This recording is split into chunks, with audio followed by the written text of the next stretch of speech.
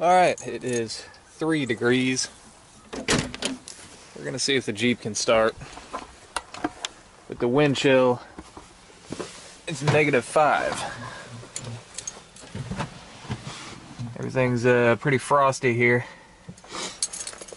Alright, 3 degrees. This is definitely the coldest that I've ever tried to start this thing. Let's see what we get.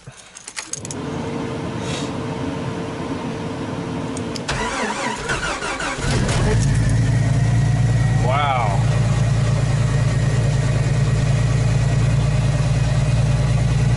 Started.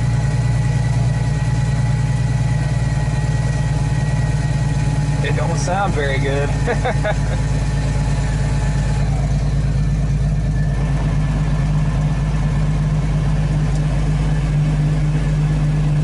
Okay, the radio's just now trying to come on. People that sold the hamburger might try to getting out there and bearing it in cold weather.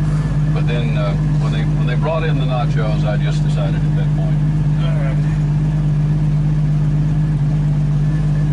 Oh.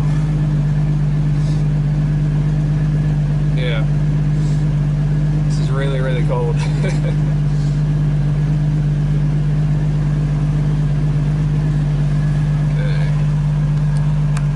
My brake light finally went off.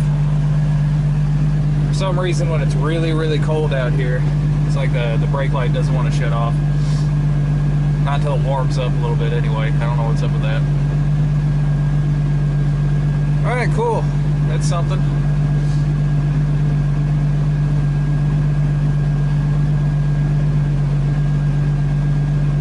For an older vehicle like this, they do have some difficulty starting in extreme temperatures, and some people wouldn't call anything above 0 extreme, but for this area it is. Normally it doesn't get much below about 20.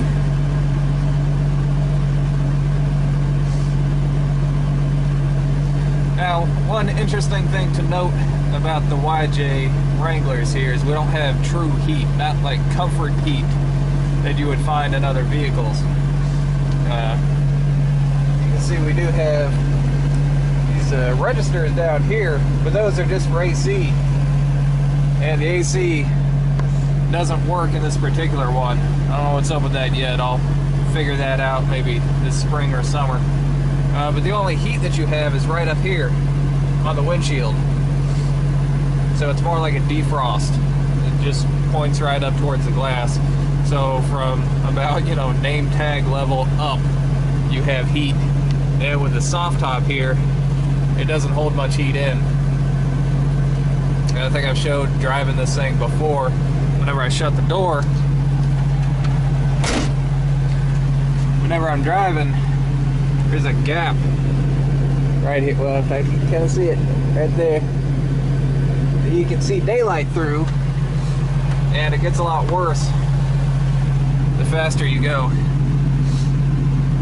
So it's a little bit breezy in here anyway. Alright. Cool. Really pretty satisfied here. Now I wonder about my dome light. Now this runs off of a couple of batteries here. I wonder if this is still gonna work. And it does. Yeah. Cold weather drains batteries. Alright. So, I think I've given this enough time here. Let me see if this thing will actually move. I don't know how I can do this. Not safe to drive at the moment, but maybe I can go up the driveway and back. And the steering wheel is frozen. Alright.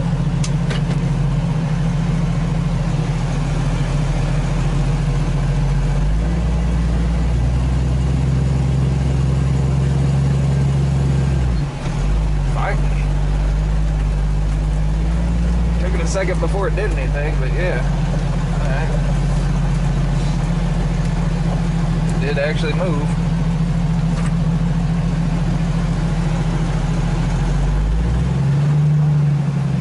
got no power.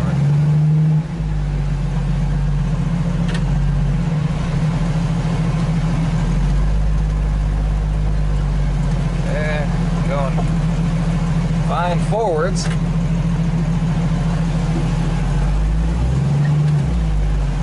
Reverse is taking a minute. I don't know if you can see this. I'm putting out a lot of smoke back there.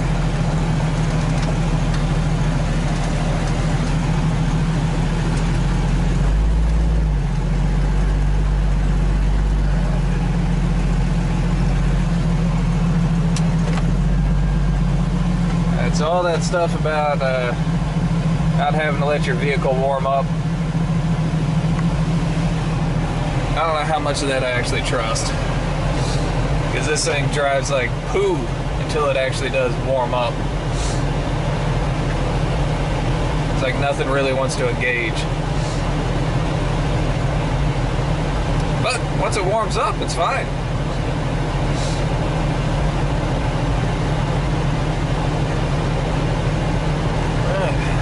I'll let this go on for a second and see how long it takes for the windshield to actually defrost. I'm not going to try to scrape it or anything. I've got some stuff to spray on there that'll help with that too, but I don't have to go anywhere this morning. So I just want to see what this thing can do on its own. At least now we do know that it will start in really cold weather, and it'll move. Take it a second, but it will move, and eventually it will engage and drive like normal. All right, that's enough of that. Tells us, as a weather watcher, he says it's been a while since we've had this kind of weather. It's likely to be with us here for the next couple of days. Telling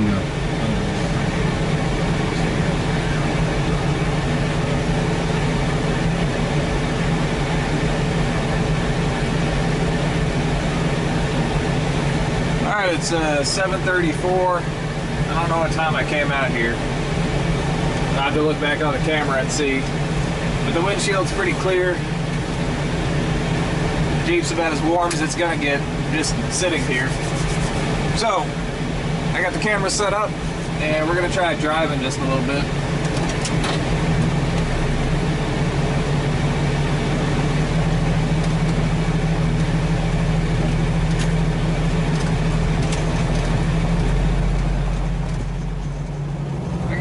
Tell it doesn't have as much power as normal.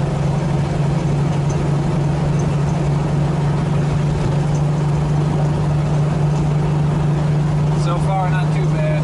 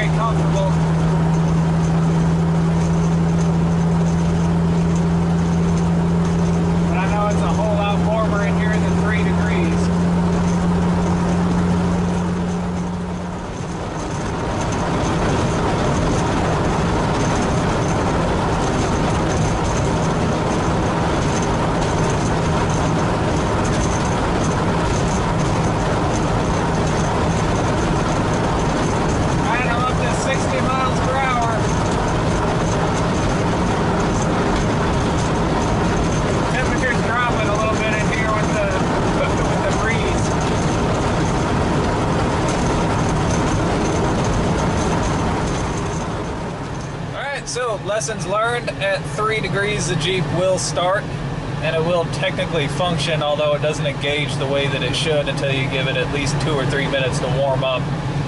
After that, it doesn't run right for a good 15 minutes or so. That's not a big deal because it takes about that long to defrost the windshield anyway. Now, this defrost style heat works okay. It's definitely not comfort heating. But as you can see, like, you can't see my breath anymore, so it's warmed up that much in here. And driving around under 50 miles an hour, it was good. Once you get much above that, and especially up to around 60 miles per hour, it's like driving around with the window cracked. It doesn't hold any heat at all. So it's very uncomfortable after that.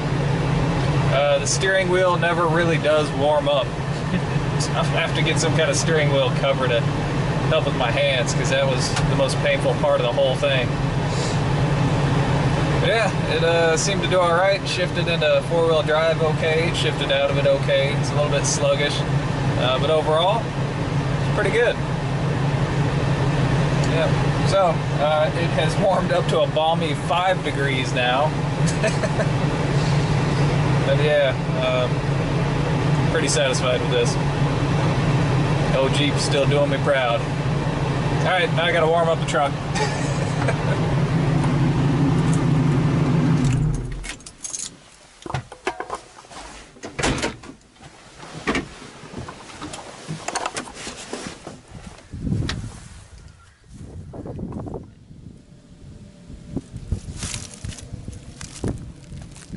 We're out here at the lake.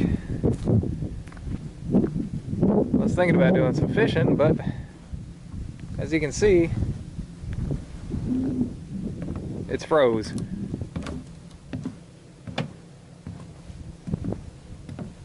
I don't think that ice is thick enough that I would ever risk walking on it.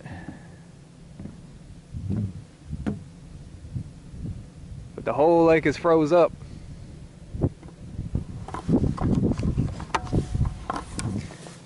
In case you're wondering if it makes a noise whenever you throw a rock out here, I know there's a couple of videos that's been circulating around of somebody throwing a rock onto a frozen lake, and it makes a really cool noise.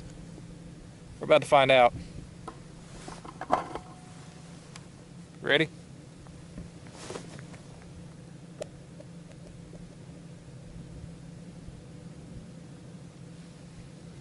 It did make kind of a funny noise. There is all kinds of rocks out here that people have been throwing, these really big ones, from up here around the bank. You can see there's one right there.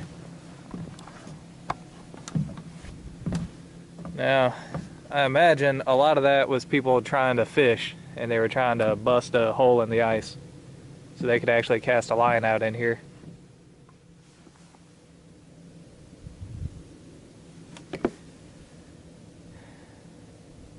Actually, it looks fairly thick. I can see in the cracks here, if that's cracked all the way through, that's a couple inches.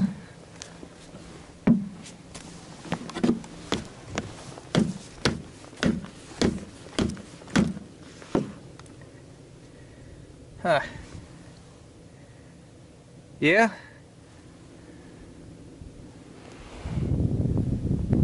Still not gonna walk on it. Man, that's crazy.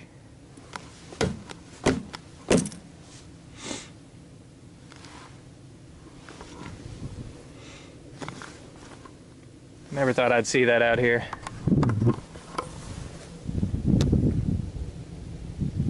So yeah, I guess there's not going to be any fishing. I came out here to the deer camp to check on everything, and it all still looks pretty good. But must have sprung a leak at some point.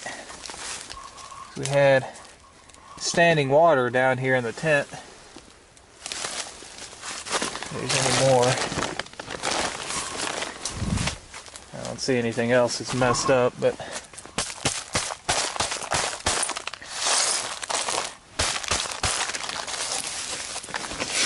get this mess out of here.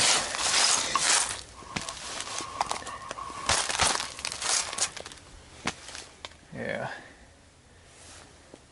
Everything else is still here. We did have some storms, so I guess that's where the water came from. At least the ice is easy to take care of. Alright, so looking around, there is some signs of activity around the camp, but it's all animal activity. Looking over here at the fire, something's been digging in there. And all around here is things scattered around. I had these bottles of water that I'd filled up at the creek to help put out the fire. And everything's been chewed on. That's not a big deal. I can clean that up whenever I come back out here.